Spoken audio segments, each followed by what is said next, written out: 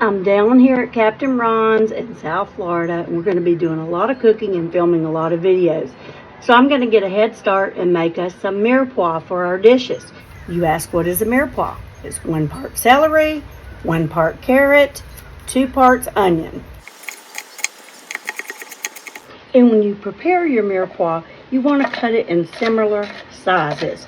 Something that you're going to cook for a few minutes in a fat to extract all of that flavor, and then it gets cooked into your dish.